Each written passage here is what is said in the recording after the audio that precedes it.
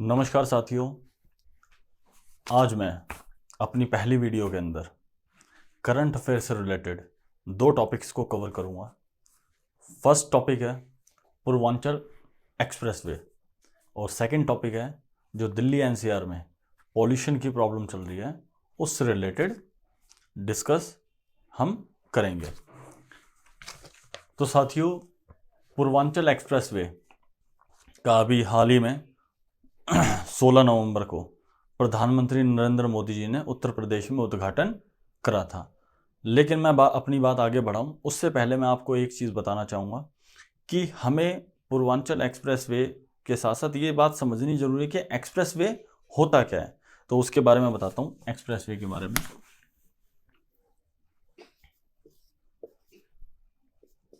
Purvanchal expressway, तो साथियों Purvanchal expressway के लिए हमें यह समझना जरूरी है कि एक्सप्रेसवे क्या होता है। एक्सप्रेसवे का मतलब होता है ये वो सड़कें होती है जो बहुत ही हाई लेवल की होती हैं। हाई लेवल का मीन्स जो बहुत ज़्यादा सुविधाओं के साथ लैस होती हैं। और साथ ही साथ साथियों ये जो रोड होती हैं ये 6 या 8 लाइन की होती है। 6 या 8 लाइन की होती है। साथ ही साथ जो इनके रख रखाव का ध्यान रखते हैं वो होता है, मैं लिख देता हूं, सड़क परिवहन व राजमार्ग मंत्रालय के अंतर्गत एक ऑफिस बनाया हुआ है राष्ट्रीय एक्सप्रेसवे प्राधिकरण। ये इन एक्सप्रेसवे की देखरेख को देखता है कि इनमें क्या कमियां हैं या इन और कमियों के साथ इनके अंदर और कितनी इंप्रूवमेंट की जरूरत है या कहां पर देश के अंदर किस राज्य के अंदर एक्सप्रेसवे की जरूरत है।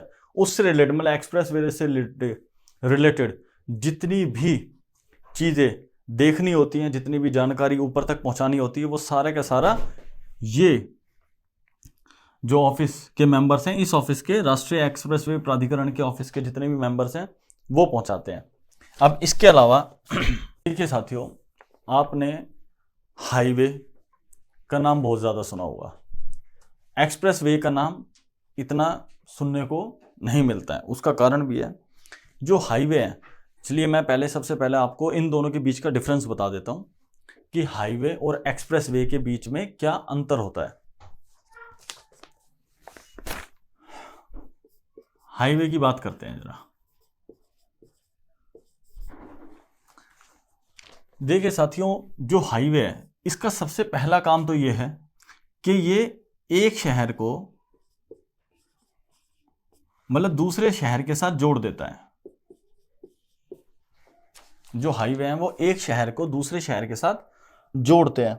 और दूसरी चीज यह साथियों कि ये 2 या 4 लेन के होते हैं। यह इंपॉर्टेंट बात है कि जो हाईवे होते हैं वो 2 या 4 लेन के होते हैं। और उसके साथ ही देखिए साथियों, जो भारी सामान होते हैं जैसे ट्रक्स वगैरह चलते हैं एक शहर से दूसरे शहर तक, जो सामान की आवाजाही ले जाने के लिए होता है, उसके लिए भी हाईवे बहुत काम आता है। और जो आम सड़कें होती है उनके मुकाबले जो नॉर्मल सड़क होती है उसके मुकाबले ये ज्यादा चौड़े होते हैं। नॉर्मल सड़क से ये ज्यादा चौड़े होते हैं। इसके अंदर एक इंपॉर्टेंट बात है, भारत में लगभग 400 हाईवे हैं। लगभग 400 हाईवे हैं। और यहां पर जो एक स्पीड लिमिट जो गवर्नमेंट ने डिसाइड की हुई है हाईवे पर चलने की, वो डिसाइड कर रखी है 100 किलोमीटर प्रति घंटा, यानी कि जो स्पीड लिमिट है। मैं लिख देता हूं साथ में।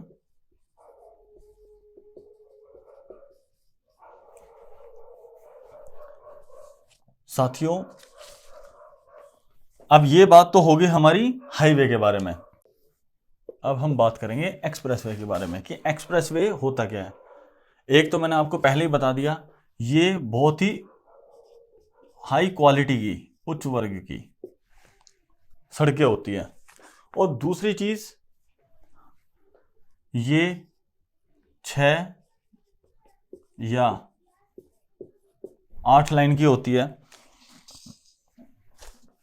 और इन सड़कों को जो स्पेशली बनाने का जो मेन पर्पज है वो है मतलब इस एक्सप्रेस वे के ऊपर आप गाड़ियां बहुत ज्यादा तेज स्पीड में चला सकते हैं। तेज चलने के लिए, तेज मतलब कम समय में ज्यादा दूरी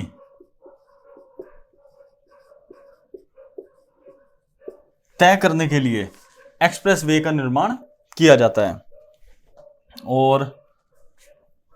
और इसके अंदर एक चीज और भी है साथियों, जो हमारा हाईवे है, हाईवे हमारा 2 या 4 लाइन का होता है, लेकिन जैसे ही इसको अपग्रेड करके 6 या 8 लाइन का कर दिया जाता है, और जो जैसे पेट्रोल पंप वगैरह की सुविधा थोड़ी सी एक्स्ट्रा दे दी, ज्यादा पेट्रोल पंप बना दिए, या एम्बुलेंस वगैरह की व्यवस्था काफी अच्छे से कर दी, और जिन भी चीजों की एक हाईवे के ऊपर या एक्सप्रेस वे पे जरूरत होती है उसको जैसे ज्यादा फैसिलिटी के साथ प्रोवाइड कर दिया जाता है, तो यही हाईवे क्या कहलाता है? Express way.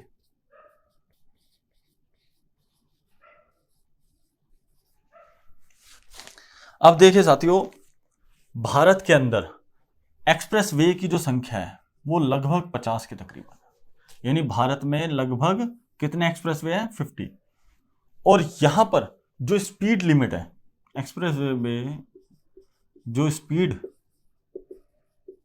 लिमिट है वो रखी गई है भारत सरकार के द्वारा 120 किलोमीटर प्रति घंटे की रफ्तार। यानी कि जो हाईवे था उस पर स्पीड कितनी थी? 100 किलोमीटर प्रति घंटा, 4 पहिए की जो भी गाड़ी होंगी। और जो एक्सप्रेस वे है उस पर स्पीड लिमिट कितनी रखी गई है? 120 किलोमीटर प्रति घंटा। अब साथियों, इन दोनों के बीच में एक बहुत बड़ा डिफरेंस क्या है एक्सप्रेस वे और हाईवे के बीच में? आपने एक चीज देखी होगी, अगर मैं इसकी बात करूं, अगर जो बड़े व्हीकल हैं उनकी स्पीड क्या है इसकी? 100 किलोमीटर पर आवर। लेकिन जो टू व्हीलर्स हैं उनकी स्पीड है 80 किलोमीटर पर आवर की स्पीड। मतलब हाईवे के ऊपर अगर आप 4 पहिए की गाड़ी चला रहे तो 100 किलोमीटर प्रति घंटा से ज्यादा नहीं चला सकते, और अगर आप टू व्हीलर चला रहे हैं तो 80 किलोमीटर प्रति घंटा की स्पीड से ज्यादा नहीं चला सकते। मगर एक्सप्रेस वे पर आपको टू व्हीलर्स अलाउड ही नहीं है, नॉट अलाउड।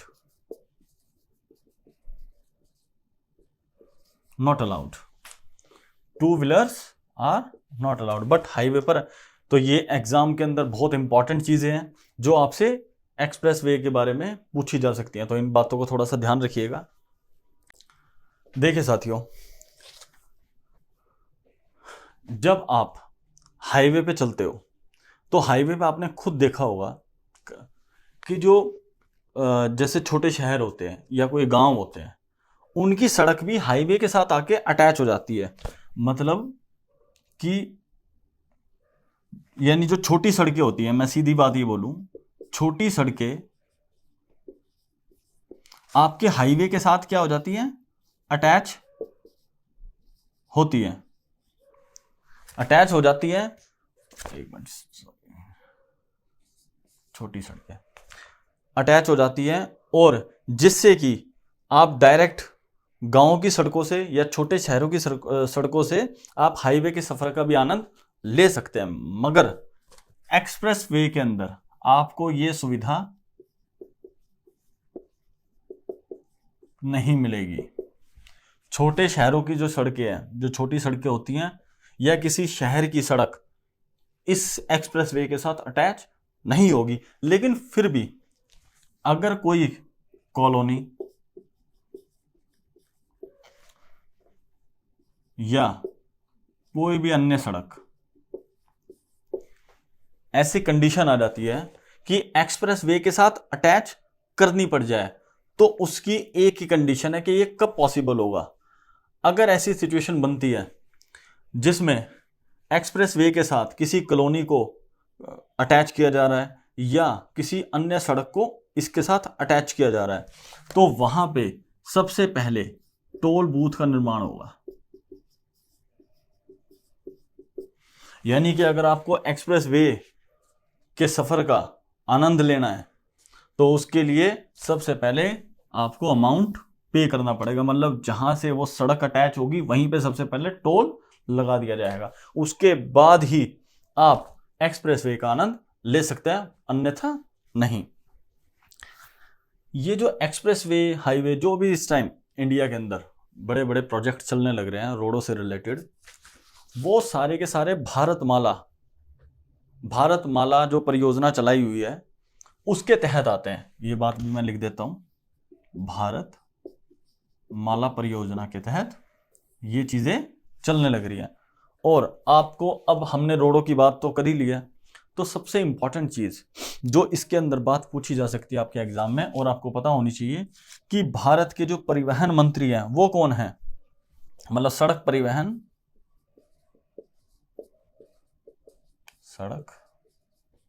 परिवहन व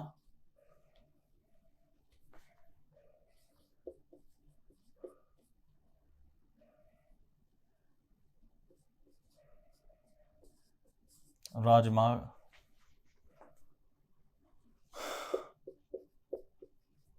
मंत्रालय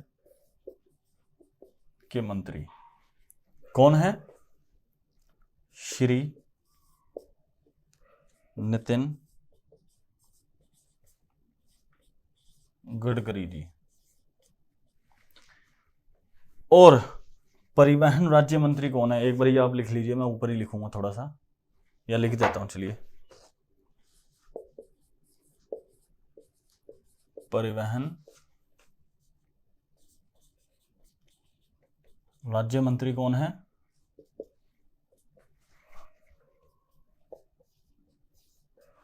श्री कृष्ण पाल, देख लीजिए। तो साथियों, मैं उम्मीद करूंगा आपको एक्सप्रेस वे क्या होता है ये तो पता लग ही गया होगा, साथ में एक्सप्रेस वे और हाईवे के बीच में जो मेजर डिफरेंस क्या होते हैं ये भी आपको अच्छे से समझ में आ गया होगा। तो अब बात करते हैं हम अपने main topic Purvanchal express way के बारे में। ये तो साथियों मैंने आपको बता ही दिया है कि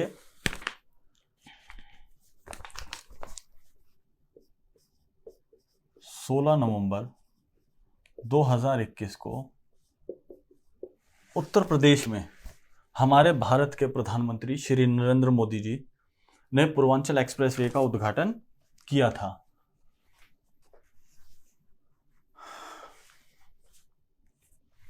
साथियों, जो पूर्वांचल एक्सप्रेस वे है ये हिंदुस्तान का सबसे बड़ा एक्सप्रेस वे है जिसकी लंबाई है 341 किलोमीटर। इससे पहले आगरा एक्सप्रेस वे था, इससे पहले था 304 किलोमीटर समथिंग, 304 किलोमीटर लगभग आगरा एक्सप्रेस वे। लेकिन अब पूर्वांचल एक्सप्रेसवे के उद्घाटन के बाद भारत का सबसे बड़ा एक्सप्रेसवे कौन सा माना जाएगा? पूर्वांचल एक्सप्रेस 341 किलोमीटर का। ये एक्सप्रेसवे साथियों 6 लाइन का है, जिसे आने वाले टाइम में 8 लाइन का करने का प्रोसीजर तैयार, मतलब काम चल रहा है 8 लाइन का करने के लिए। दूसरी इस एक्सप्रेसवे की साथियों जो इंपॉर्टेंट बात है वो है कि इस एक्सप्रेसवे के ऊपर 3.2 किलोमीटर लंबी एक हवाई पट्टी बनाई गई है। एक हवाई पट्टी बनाई गई है। अब साथियों ये सोचने वाली बात है, गाड़ियों के चलने के लिए रोड बनाई है, मगर इस हवाई पट्टी की क्या जरूरत पड़ेगी? ये बड़ी इंपॉर्टेंट चीज। और एक चीज और है साथियों, इसी हवाई पट्टी पर इस एक्सप्रेस वे का उद्घाटन करने के लिए भारतीय वायुसेना के विमान में प्रधानमंत्री नरेंद्र मोदी जी उतरे थे। इसी हवाई पट्टी पर उद्घाटन करने के लिए नरेंद्र मोदी जी किस प्लेन में आए थे? भारतीय वायुसेना के एयर इंडिया के प्लेन में आए थे। एयर इंडिया के प्लेन में आए थे हमारे देश के प्राइम मिनिस्टर।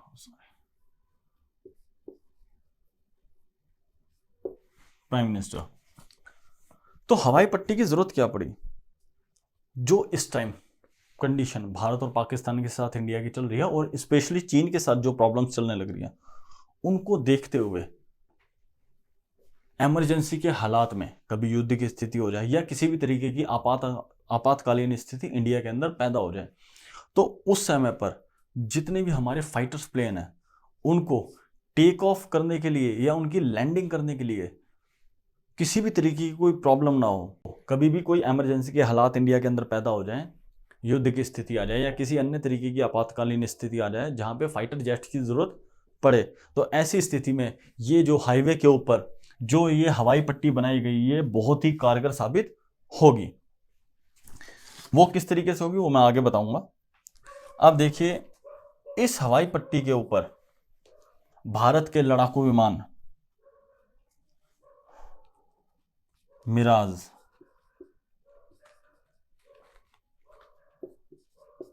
सुखोई,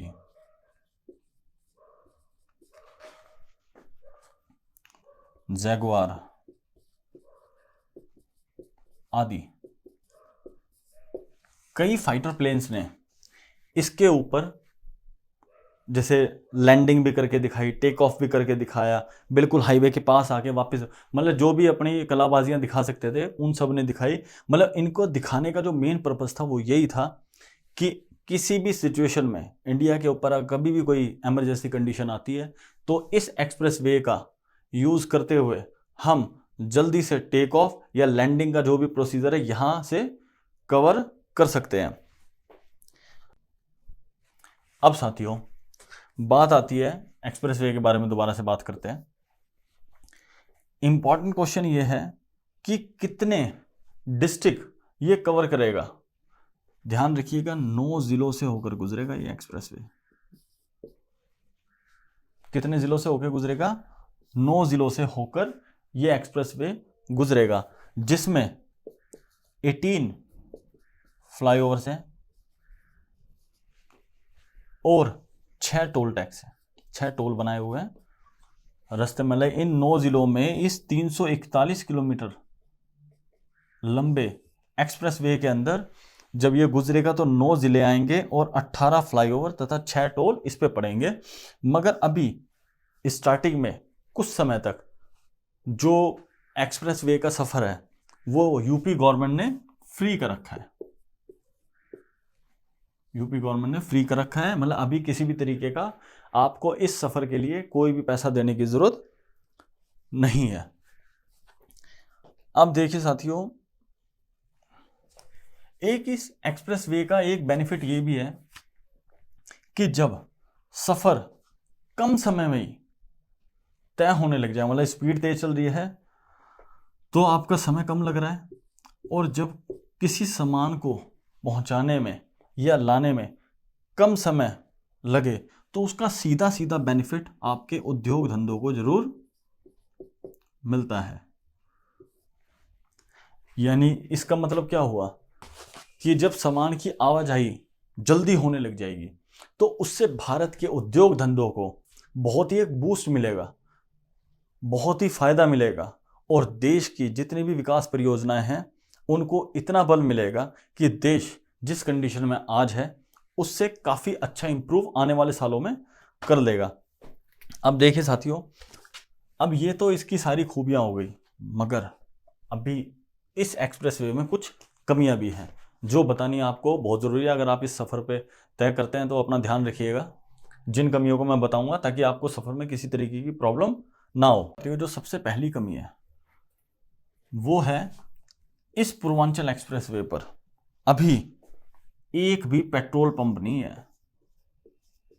अगर गाड़ी में पेट्रोल भरवाना पड़ जाए तो बड़ी परेशानी और दुविधा का सामना करना पड़ेगा।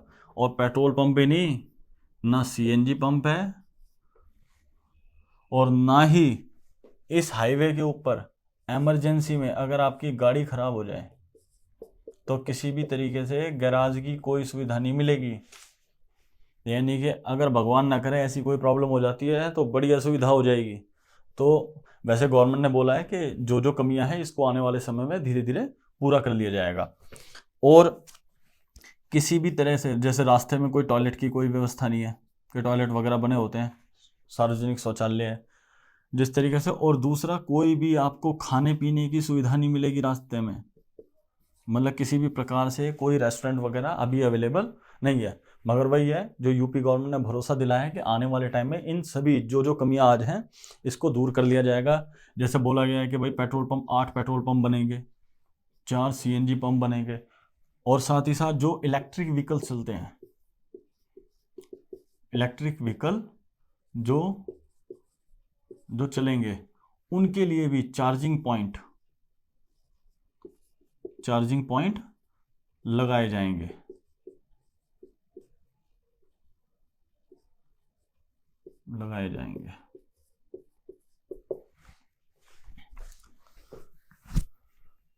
और हाँ, एम्बुलेंस की व्यवस्था भी की जाएगी। वैसे तो 2 एम्बुलेंस अभी लगा दिए हैं, 2 एम्बुलेंस लगा चुके हैं, मगर इसकी संख्या आने वाले टाइम में और भी ज़्यादा बढ़ाई जाएगी। और एक आने वाले समय में एक पुलिस चौकी का निर्माण भी, एक हो सकता है या इससे भी ज़्यादा पुलिस चौकियों का निर्माण हो, पुलिस चौकियों का निर्माण भी किया जाएगा,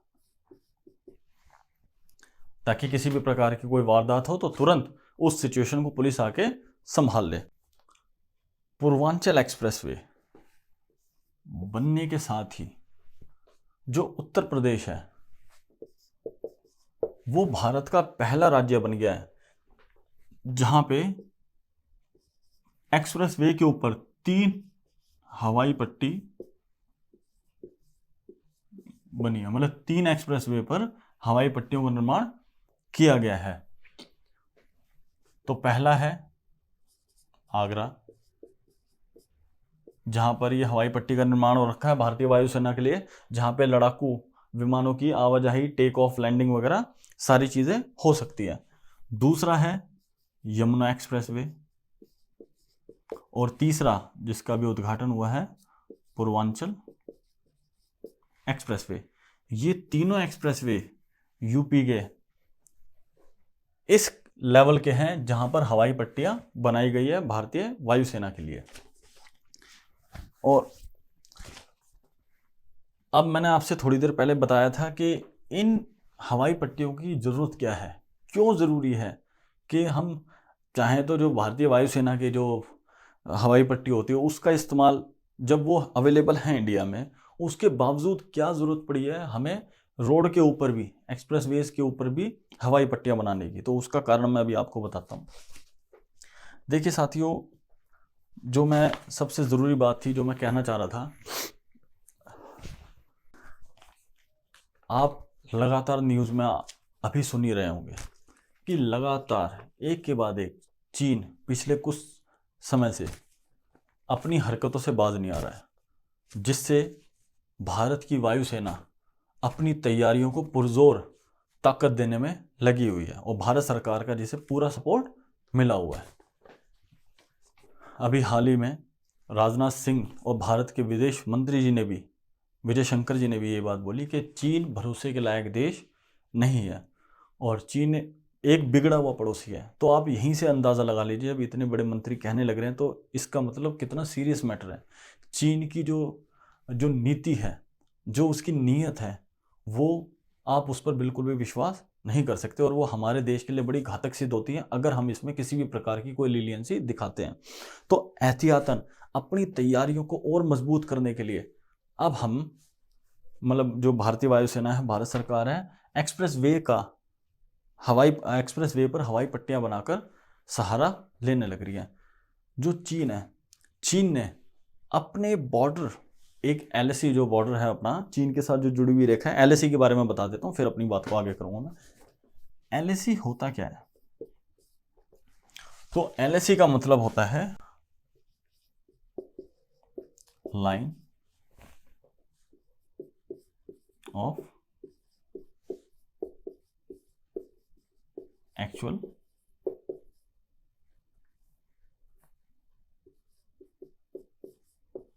control. Line of actual control यानी कि हिंदी में बोलेंगे तो वास्तविक नियंत्रण रेखा।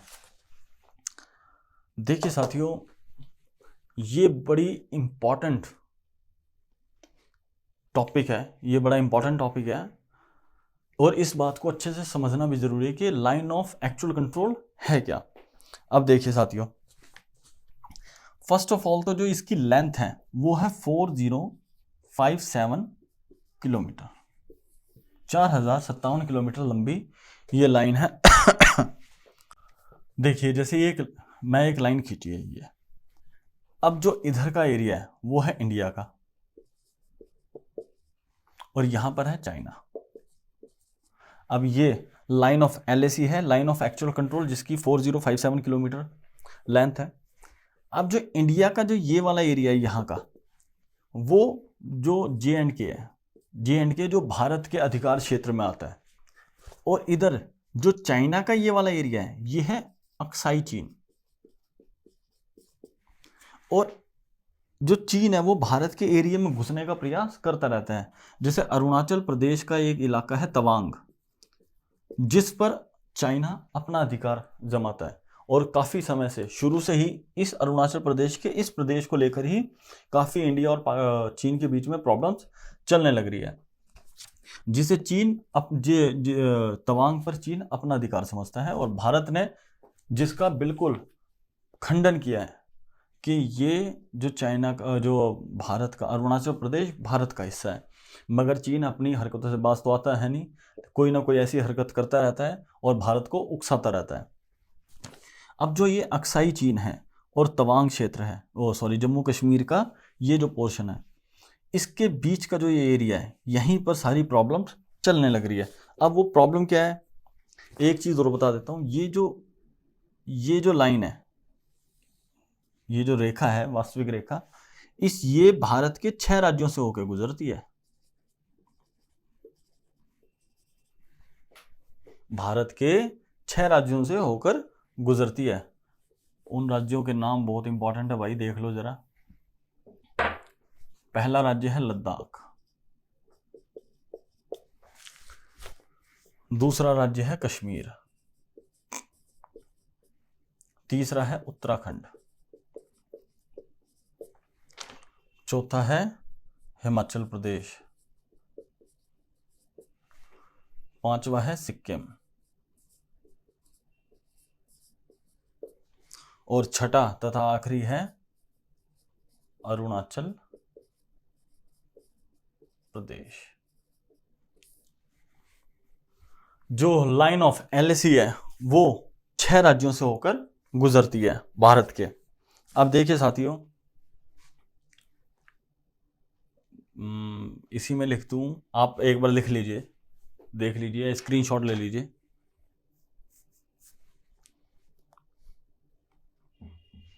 ठीक है, चलिए बात करते हैं अब आगे। साथियों,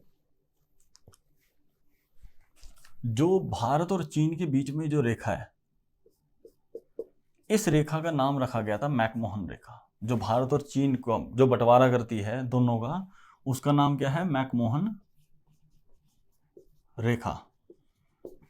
अब ये मैकमोहन रेखा है क्या, पहले ये समझना जरूरी है।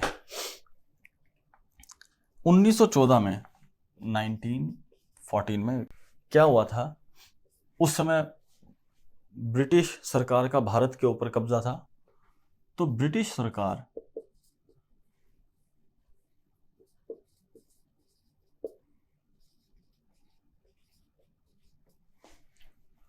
तथा तिब्बत, जो तिब्बत है ये पहले स्वतंत्र राष्ट्र था। सन 1950 में इसके ऊपर चीन ने कब्जा कर लिया था। इन दोनों के बीच में एक समझौता हुआ था कि ये जो LAC है, LAC को लेकर इन दोनों के बीच में एक समझौता हुआ था, जिसे शिमला समझौता कहते हैं। शिमला समझौता। इस समझौते के तहत दोनों ही देशों का बॉर्डर बिल्कुल क्लियर हो गया था कि इस रेखा के इधर का एरिया तिब्बत का है और इधर का एरिया भारत का है, जिसमें दोनों ही सरकारों की सहमति थी और किसी भी तरीके की कोई प्रॉब्लम नहीं थी। मगर 1950 में चीन ने तिब्बत के ऊपर कब्जा कर लिया। चाइना ने तिब्बत पर कब्जा कर लिया और तिब्बत चाइना का गुलाम देश बन गया। और इन चाइना के अंडर में आते ही चाइना ने जितने भी तिब्बत ने समझौते करे हुए थे, जैसे शिमला समझौता भारत से किया हुआ था, इसको मानने से साफ साफ इनकार कर दिया कि हम इस शिमला समझौते को परमिशन नहीं देते, क्योंकि तिब्बत अब हमारे देश का हिस्सा है और अब जो हमारा देश कानून बनाएगा वो ही पूरे वर्ल्ड के अंदर मान्य होगा, ना कि तिब्बत। मतलब शिमला समझौता भी अब हम बिल्कुल निरस्त करते हैं। लेकिन भारत आज भी इसी समझौते को इंपॉर्टेंस देता है और आज LAC का जो बॉर्डर डिस्प्यूट जो चलने लग रहा है वो प्रॉब्लम यहीं चलने लग रही है। चीन 1962 में, जहां तक 1962 का भारत चीन का जो युद्ध हुआ था, उसमें चीन ने बोल दिया है कि जहां तक हम जिस पॉइंट तक पहुंच गए थे वहां से लेके, मतलब जिस पॉइंट तक चीन युद्ध के टाइम पे पहुंच गया था वो हमारा हिस्सा हुआ और उसके बाद का हिस्सा भारत का है। लेकिन चीन का इतने में भी पेट नहीं भरता, वो और अंदर घुसने की कोशिश करता, मैं किसी तरह अंदर एंट्री मार लूं इंडिया के और जितना एरिया है वो कब्जा कर लूं। मगर भारत भी अपनी जिद पर अड़ा हुआ है कि जो शिमला समझौता भारत और तिब्बत के बीच में हुआ था, जो वो हिस्सा ही हम अपनी तरफ से सर्वमान्य रखेंगे और जिस पर जितना आप 1962 में आगे आए थे अब आपको पीछे हटना पड़ेगा। पुरानी सरकारों की तरह नहीं चलेगा कि आंखें बंद कर दी गई और किसी भी तरीके की कोई भी मूवमेंट या कोई भी एक्शन लेने से परहेज किया गया। बट ये गवर्नमेंट थोड़ी सी सख्त है इस मामले में और ये थोड़ा सा इस पॉइंट पर आकर जो भारत और चीन का मुद्दा चल रहा है इस पे थोड़ा सा एग्रेसिव नेचर ही दिखाने लग रही है और ये अच्छी बात है। अब देखिए साथियों, हाँ अब जरा ये बात तो हो गई LAC के बारे में कि भाई LAC में 1914 में एक समझौता हुआ था, शिमला समझौता, उसको चाइना ने मानने से इनकार कर ही दिया है। अब बात आती है जरा ये जो भारत और चीन के बीच में ये जो रेखा है ना, इस रेखा का एक नाम रखा हुआ है मैकमोहन रेखा। मैकमोहन रेखा। अब ये मैकमोहन जो है ये मतलब क्या है, ये मैकमोहन रेखा नाम जो रखा है ये एक ब्रिटिश अधिकारी है।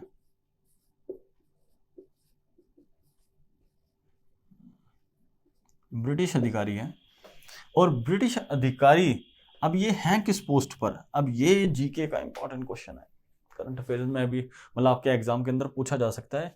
ये ब्रिटिश सरकार के विदेश सचिव थे। विदेश सचिव मतलब किस पद पर थे जो मैकमोहन थे? इनका पूरा नाम है हेनरी मैकमोहन। हेनरी मैकमोहन किस पद पर थे? विदेश सचिव, ब्रिटिश सरकार के विदेश सचिव थे। अब देखिए साथियों, मैं जरा विदेश सचिव क्या होता है इसके बारे में बात करूंगा। अगर आप कहें तो एक बार रब कर दूं, मैं इसको मिटा दूं, ठीक है? ओह मैकमोहन, ठीक है।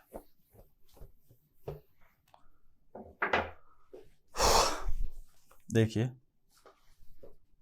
बात आती है विदेश सचिव की। विदेश सचिव क्या होता है? जैसे मान लीजिए भारत सरकार है, भारत सरकार अपने विदेशों से संबंध में विदेश मंत्रालय की तरफ से जो नियुक्त सर्वोच्च राजनयिक होता है, जो सर्वोच्च राजनयिक होता है उसे विदेश सचिव कहा जाता है। अब ये जो विदेश सचिव होता है ये देश की सरकार की तरफ से, जैसे उस टाइम पे ब्रिटिश सरकार थी तो ब्रिटिश सरकार की तरफ से कई देशों में राजदूत बनकर गए होंगे। मतलब भारत सरकार किसी को अगर विदेश सचिव बनाने लग रही है विदेश मंत्रालय के अंदर ये सबसे ऊंची पोजीशन पर होते हैं। और दूसरी चीज़, जो राजदूत होते हैं ये मतलब कई देशों में राजदूत का काम कर चुके होते हैं, भारत के रिप्रेजेंटेटिव यानी राजदूत बनकर, ये एम्बेसडर बनकर गए होते हैं, और इनको एक बहुत अच्छा खासा एक्सपीरियंस होता है फॉरेन पॉलिसीज का, जिसका बेनिफिट भारत की सरकार को और उस टाइम पे ब्रिटिश सरकार को जरूर मिलता होगा। तो उस टाइम पे जब 1914 के अंदर जब शिमला समझौता हुआ था, तो उस टाइम पे भारत के विदेश सचिव कौन थे? Henry McMahon. मैं समझता हूं कि साथियों आपको एलएसी के बारे में भी अच्छे से पता लग गया होगा, एक्सप्रेस वे क्या होता है उसके बारे में भी अच्छे से पता लग गया होगा, हाईवे और एक्सप्रेस वे के बीच में डिफरेंस क्या होता है इसके बारे में भी आप अच्छे से समझ पाए होंगे, और पूर्वांचल एक्सप्रेस वे के बारे में तो आपको पता लग ही गया होगा। और अभी जो लेटेस्ट करंट न्यूज चल रही है वो पूर्वांचल एक्सप्रेस वे से ही पूछी जा सकती है। जहाँ तक मैं समझता हूँ साथियों, आपको मेरा first topic Purvanchal express way अच्छे से समझ में आया होगा। और इसी के साथ मैं आज अपनी बात को यहीं समाप्त करता हूँ। हम अगली वीडियो में मिलेंगे नए टॉपिक के साथ। बहुत बहुत धन्यवाद अपना कीमती समय देने के लिए। और अगर साथियों आप इस चैनल पर आए हैं, आपने इस चैनल पर अपना समय दिया है, तो मेरी आपसे गुजारिश है, आपसे रिक्वेस्ट है कि प्लीज़ चैनल को सब्सक्राइब जरूर कीजिएगा, और जो चैनल है उसे अपने दोस्तों में, अपने रिश्तेदारों में, जितने भी आपके जानकार हैं जो कॉम्पिटिटिव एग्जाम्स की तैयारी करने लग रहे हैं, उनके साथ शेयर कीजिएगा। और अगर कोई आपका सजेशन है तो कमेंट बॉक्स में ज़रूर लिख के बताइएगा। तो इसी के साथ मैं आज अपनी बात को यहीं समाप्त करता हूँ। बहुत बहुत धन्यवाद। नमस्कार।